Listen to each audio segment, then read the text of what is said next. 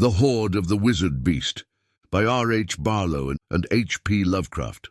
There had happened in the teeming and many-towered city of Zeth one of those incidents which are prone to take place in all capitals of all worlds.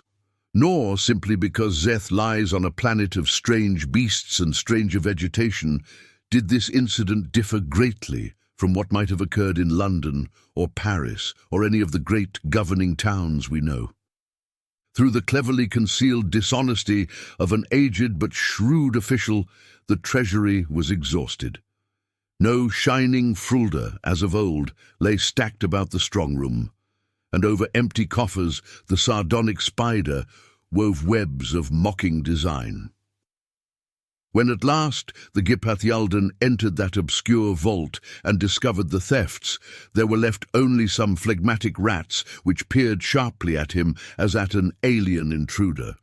There had been no accounting since Kishan, the old keeper, had died many moon turns before, and great was Yalden's dismay to find this emptiness instead of the expected wealth. The indifference of the small creatures in the cracks between the flagstones could not spread itself to him.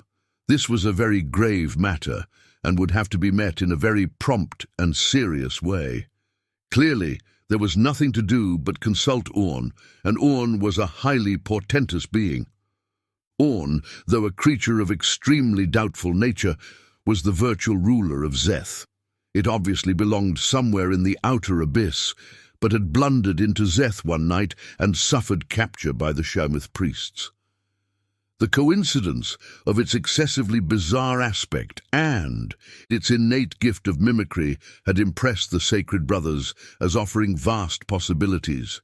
Hence, in the end, they had set it up as a god and an oracle, organizing a new brotherhood to serve it, and incidentally to suggest the edicts it should utter and the replies it should give.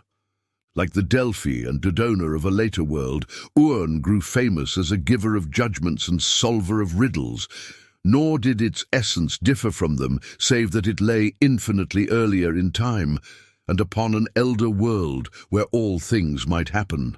And now Yalden, being not above the credulousness of his day and planet, had set out for the close-guarded and richly fitted hall wherein Oorn brooded and mimicked the promptings of the priests. When Yalden came within sight of the hall, with its tower of blue tile, he became properly religious, and entered the building acceptably, in a humble manner which greatly impeded progress. According to custom, the guardians of the deity acknowledged his obeisance and pecuniary offering, and retired behind heavy curtains to ignite the thuribles. After everything was in readiness, Yalden murmured a conventional prayer and bowed low before a curious empty dais studded with exotic jewels. For a moment, as the ritual prescribed, he stayed in this abased position, and when he arose the dais was no longer empty, unconcernedly munching something the priests had given. It was a large pudgy creature very hard to describe, and covered with short grey fur. Whence it had come in so brief a time, only the priests might tell, but the suppliant knew that it was Oorn. Hesitantly, Yalden stated his unfortunate mission and asked advice, weaving into his discourse the type of flattery which seemed to him most discreet. Then, with anxiety, he awaited the oracle's response. Having tidily finished its food, Oorn raised 3 small reddish eyes to Yalden and uttered certain words in a tone of vast decisiveness. Gumai ere fotuol lehet teg. After this, it vanished suddenly in a cloud of pink smoke which seemed to issue from behind the curtain where the acolytes were. The acolytes then came forth from their hiding place and spoke to Yalden, saying, "Since you have pleased the deity with your concise statement of a very deplorable state of affairs, we are honored by interpreting its directions. The aphorism you heard signifies no less than the equally mystic phrase, 'Go thou unto thy destination,' or more properly speaking, you are to slay the monster wizard Anathas and replenish the treasury with its fabled hoard." With this, Yalden was dismissed from the temple. It may not be said in veracity that he was fearless, for in truth he was openly afraid of the monster Anathas, as were all the inhabitants of Uleithia and the surrounding land. Even those who doubted its actuality would not have chosen to reside in the immediate neighborhood of the Cave of Three Winds, wherein it was said to dwell. But the prospect was not without romantic appeal, and Yalden was young and consequently unwise. He knew, among other things, that there was always the hope of rescuing some feminine victim of the monster's famed and surprising erotic taste. Of the true aspect of Anathas, none could be certain, tales of a widely opposite nature being commonly circulated. Many vowed it had been seen from afar in the form of a giant black shadow peculiarly repugnant to human taste, while others alleged it was a mound of gelatinous substance that oozed hatefully in the manner of putrescent flesh. Still others claimed they had seen it as a monstrous insect with astonishing supernumerary appurtenances. But in one thing all coincided, namely that it was advisable to have as little traffic as possible with Anathas.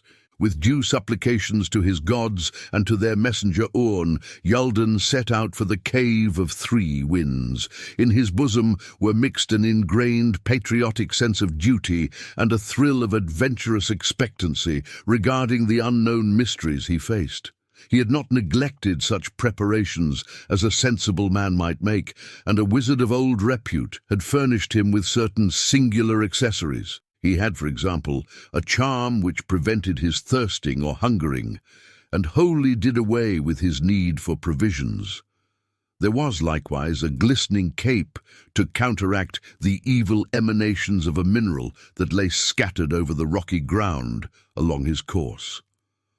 Other warnings and safeguards dealt with certain gaudy land crustaceans and with the deathly sweet mists which arise at certain points until dispersed by heliotropism.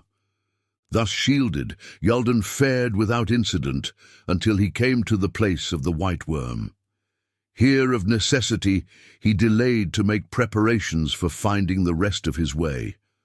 With patient diligence, he captured the small, colorless maggot and surrounded it with a curious mark made with green paint. As was prophesied, the Lord of Worms, whose name was Saril, made promise of certain things in return for its freedom. Then Yalden released it, and it crawled away after directing him on the course he was to follow. The sere and fruitless land through which he now travelled was totally uninhabited. Not even the hardier of the beasts were to be seen beyond the edge of that final plateau which separated him from his goal. Far off, in a purplish haze, rose the mountains amidst which dwelt Anathas. It lived not solitary, despite the lonely region around, for strange pets resided with it, some the fabled elder monsters, and others unique beings created by its own fearful craft. At the heart of its cave, legend said, Anathas had concealed an enormous hoard of jewels, gold, and other things of fabulous value. Why so potent a wonder-worker should care for such gauds or revel in the counting of money was by no means clear. But many things attested the truth of these tastes.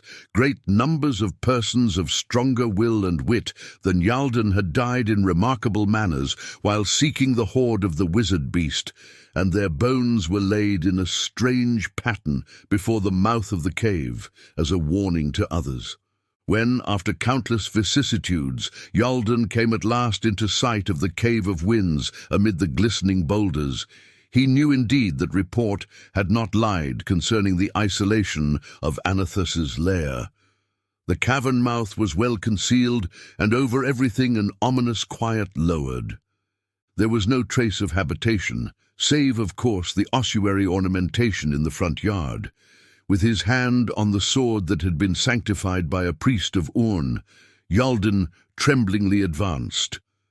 When he had attained the very opening of the lair, he hesitated no longer, for it was evident that the monster was away. Deeming this the best of all times to prosecute his business, Yalden plunged at once within the cave. The interior was very cramped and exceedingly dirty, but the roof glittered with an innumerable array of small, vari-coloured lights, the source of which was not to be perceived.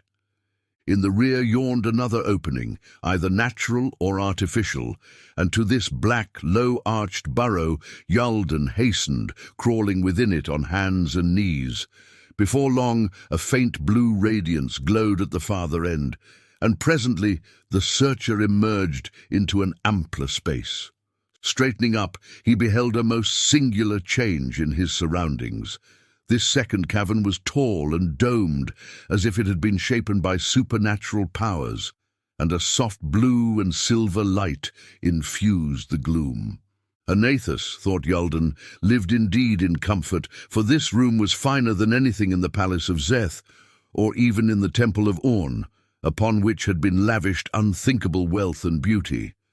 Yalden stood agape, but not for long, since he desired most of all to seek the object of his quest, and depart before Anathas should return from wherever it might be.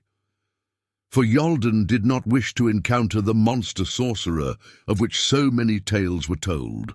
Leaving therefore this second cave by a narrow cleft which he saw, the seeker followed a devious and unlit way far down through the solid rock of the plateau. This, he felt, would take him to that third and ultimate cavern where his business lay. As he progressed, he glimpsed ahead of him a curious glow, and at last, without warning, the walls receded to reveal a vast open space, paved solidly with blazing coals, above which flapped and shrieked an obscene flock of wyvern-headed birds. Over the fiery surface, green monstrous salamanders slithered, eyeing the intruder with malignant speculation, and on the far side rose the stairs of a metal dais, encrusted with jewels and piled high with precious objects, the hoard of the wizard beast. At sight of this unattainable wealth, Yalden's fervour well nigh overcame him, and chafing at his futility, he searched the sea of flame for some way of crossing. This, he soon perceived, was not readily to be found, for in all that glowing crypt there was only a slight crescent of flooring near the entrance which a mortal man might hope to walk on. Desperation, however, possessed him, so that at last he resolved to risk all and try the fiery pavement. Better to die in the quest than to return empty-handed. With teeth set, he started toward the sea of flame, heedless of what might follow.